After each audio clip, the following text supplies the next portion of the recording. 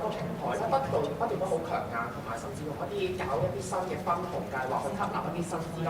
其實你哋即係可以做到嘅嘢係咪好有限咧？係咪即係真係冇話好苦咧？你有幾個問題，我將分開幾方面去回答啦。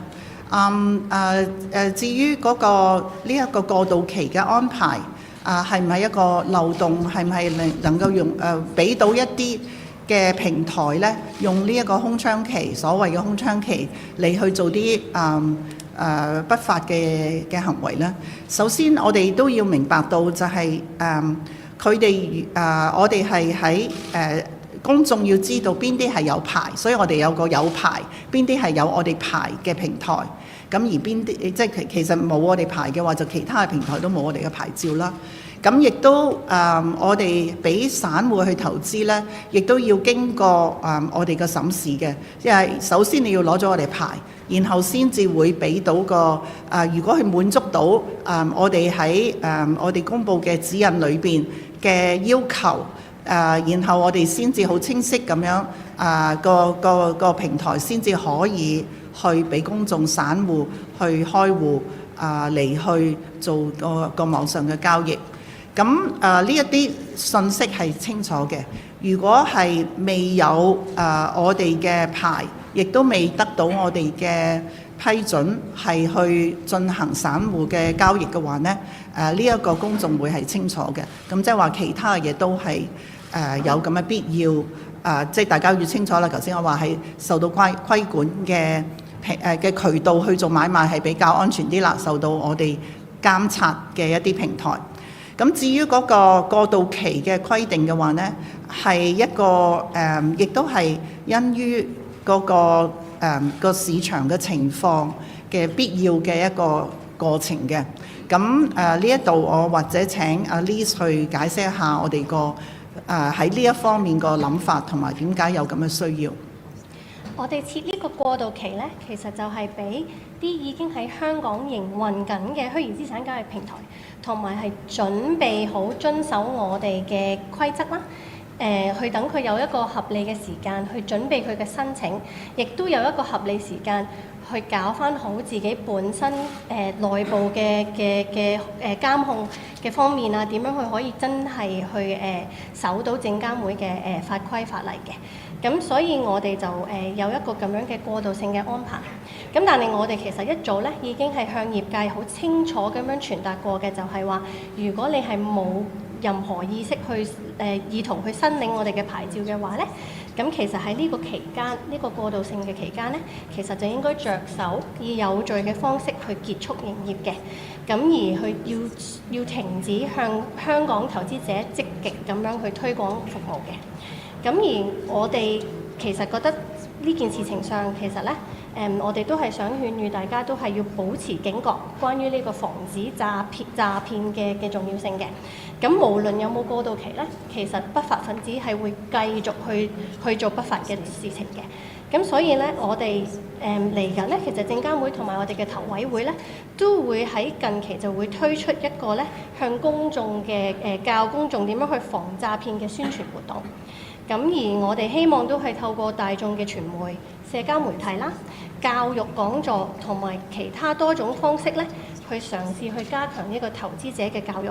咁就希望公眾咧對虛擬資產同埋相關風險同埋潛在欺詐咧有多啲認識嘅。至於你第三部分咧，有關於我哋證監嘅權力、調查嘅權力係咪足夠去將呢一啲不法分子繩之於法呢？呢一部分我想部分用英文嚟講，因為我會請我哋嘅法規執行部嘅執行董事咧嚟去介紹一下嗰個過程嘅。As to whether our powers, whether we've actually investigated about who's the controlling shareholders, who's controller behind JPEX and other platforms, and whether the license that they claim that they have received from other places are actually the license which will allow them to do the crypto trading. We actually made that inquiry and investigation in 2022, and that led to the posting of the suspicious because we regard that as suspicious. We also find that the JPEG's controlling shareholders or whoever is responding is evasive. So we actually led to that investigation that led to the posting of the on our alert list. But I would let Kit respond to what happened afterwards and also explain the process of our investigation.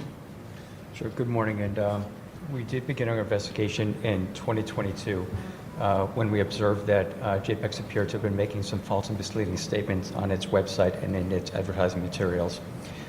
We gave them the opportunity, as we generally do as a matter of practice, to respond to us before we put them on the alert list.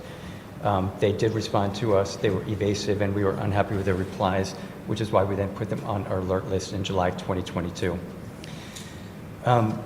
We used that opportunity as well to warn investors of the risks of engaging in purchases of virtual assets on unregulated platforms. We continued our investigation in a complex investigation involving multiple jurisdictions and multiple parties. And then in April 2023, we received an investor complaint. At the same time, we'd been observing that JPEX had been engaging in increasingly aggressive promotional activities involving products that appeared to be suspicious.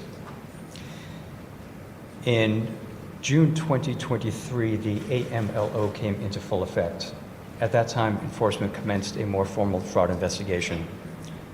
As a result of that investigation, we issued the September 權力去調查一啲違規違法嘅宣傳，係一啲冇領有牌照但係違規嘅宣傳。咁我哋先至更加緊密咁樣展開調查，亦都係同我哋嘅即係可以係去向嗰啲 KOL 同埋去啲 OTC shop 去進行呢一方面嘅調查。去到亦都搜證，亦都係需要時間，亦都要時間，即係喺6月至到9月之間呢段時間就係進行咗好多搜證。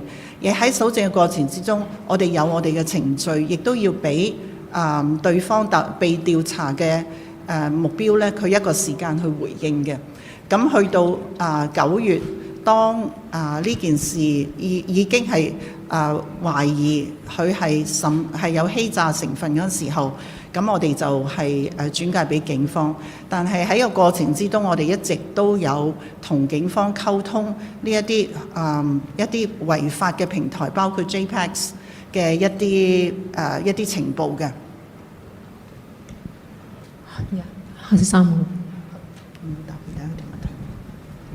Good morning. A few questions from our THK. So the SFC earlier said naming applicants for cryptocurrency exchange will create a false sense of security. So why is there a sudden change of decision, and will operators take advantage of the 1-year transition period? That's my first question. And secondly, will there be more regulation on over-the-counter crypto trading shops as well following the JPEG scandal? Thank you. Liz will take response, and that's the first question that Kiu Yan asked also. In relation to the applicant list, we have decided to post this applicant list due to public demand. Again, we want to reiterate that the use of this list is only to check whether virtual asset trading platforms out there are misrepresenting their licensing status. So that is the purpose of the list. We will reiterate, and we will be enhancing investor education on this, on the point that being on the list does not mean that the applicant actually can comply with the SFC's requirements, and also that they remain unregulated and unlicensed until we process and actually approve their application. So we would again reinforce the investor education message that you should be trading only on licensed platforms, and investors should refer to our licensed platform list. I would also take the opportunity to respond to the last question and also Kiu Yan's third question. The policy direction, would it affect the incident? Would it affect the policy direction? If anything, the incident actually reinforced our determination to regulate VA activities, in fact, in a more comprehensive manner. It would not change the way that we've already published, because What we've said and allowing public access is a regulated channel. I think we have a regime which already provide a lot of safeguards to investors when you are trading on those platforms. As we said, fraud is difficult to detect beforehand. And so investors do have to be very alert to fraudulent activities. But we also, in light of the incident, reinforce our dissemination of information, particularly platforms with suspicious activities, and we also make it very clear which are the platforms that have applied, which are platforms that have not applied, and hoping, together with this information, taken into account and do not have that sense of false sense of security, but knowing that at least we can, we will, when we're able to detect suspicious activity, refer to the police, and also, as much as we can, provide the public. 東方已經同即係警察嗰邊有溝通，其實涉及詐騙嘅應該證監會係冇呢個權力要做嗰個調查，係咪真係事前警方嗰邊嘅工作做得唔夠，所以就引致到今次咁大件事就發生咗呢？呢個係第一個問題。第二個問題就係想問翻，即係因為今次都涉及好多 OTC shop 啦，咁會唔會而家嗰個 LO 嗰個係未納入呢個，即係未規管呢一個 OTC 嘅嘛？咁嚟緊會唔會再納埋入埋去嗰度，即係你哋嘅監管範圍，咁即係去再防止其他騙案嘅發生呢？第三個問題，即係見到今次嗰個詐騙案，即係用咗一個包裝得好好嘅手法啦。其實對於你哋日後監管嘅話，會唔會即係有一啲大嘅挑戰，或者你哋要有更多嘅嘅工作去做到，同埋嚟緊你哋嗰個執行嘅方針會唔會有改變？唔該。我哋同警方一直都有非常之好嘅溝通同埋一個渠道，係去將一啲情報咧分享。咁所以我喺呢件事上面，大家從個過程之中亦都知道，個搜證係需要時間。咁所以我哋亦都係盡量係能夠盡快嘅情況之下咧，係將呢件事咧就公開，俾到公眾有個防禦咁樣。至於as to whether the police has more power, whether we have the power to conduct investigation of fraud, I will let Kit respond to this question. Sure. We will, of course, investigate fraud when it's a potential violation of the SFO or the AMLO. At the same time, we generally do involve the police. The police often have greater investigatory powers than we do, and there are situations where they might be better suited to take faster action than we are. However, we do understand that if we do see fraud in our markets, we will investigate it. We will determine then whether we need to put potential VATP platforms on our alert list, take regulatory action ourselves, or refer the matter to the police, or have a joint investigation with the police. OK， 我哋答多一條問題啦。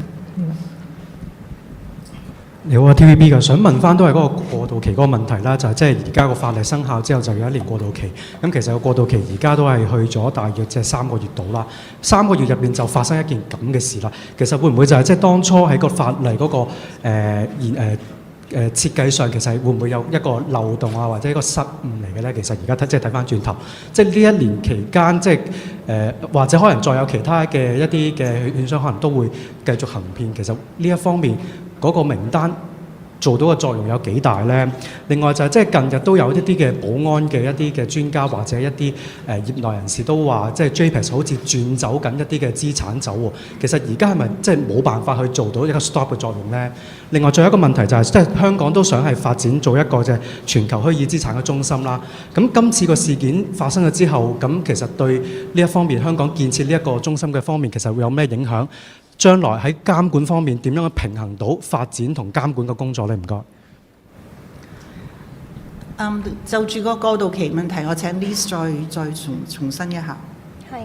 咁我哋當初設計呢個嘅過渡期嘅安排呢，就其實就係想喺香港營運緊喺6月1號2023年之前營運緊虛擬資產交易平台呢，同埋係有準備好遵守證監會嘅準則呢，呢啲虛擬資產交易平台呢，有合理嘅時間去做佢嘅申請啦，亦都有合理嘅時間去睇返自己內部嘅監控嘅措施係咪真係可以符合到證監會嘅要求嘅。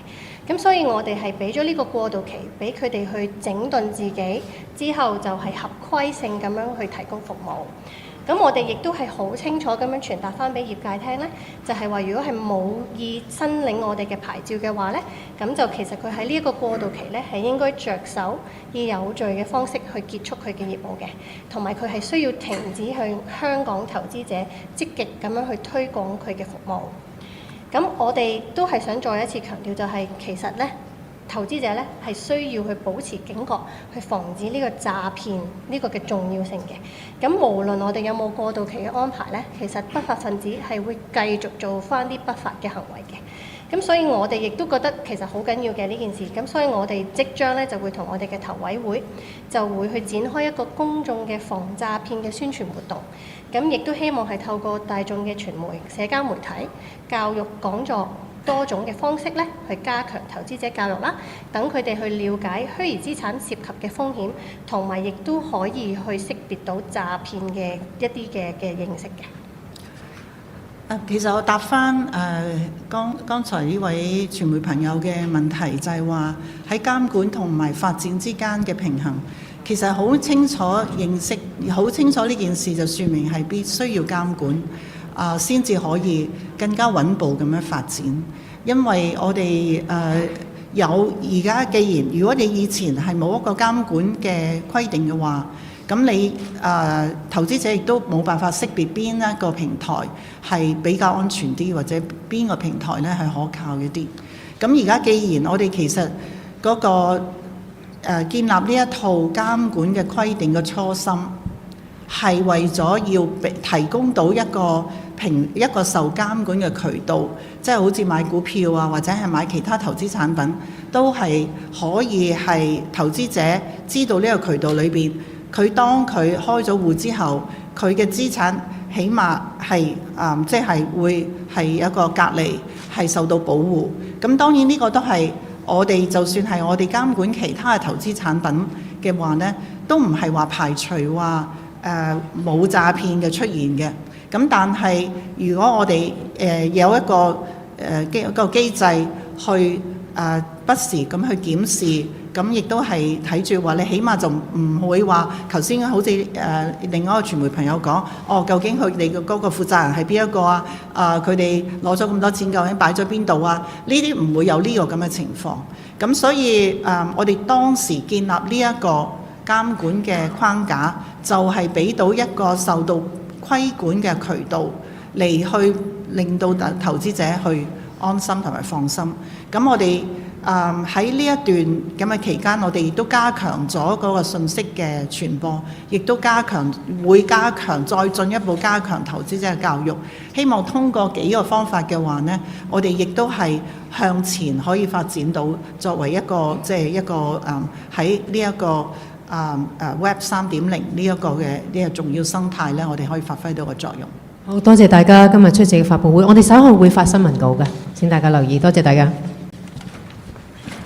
Okay, that's all.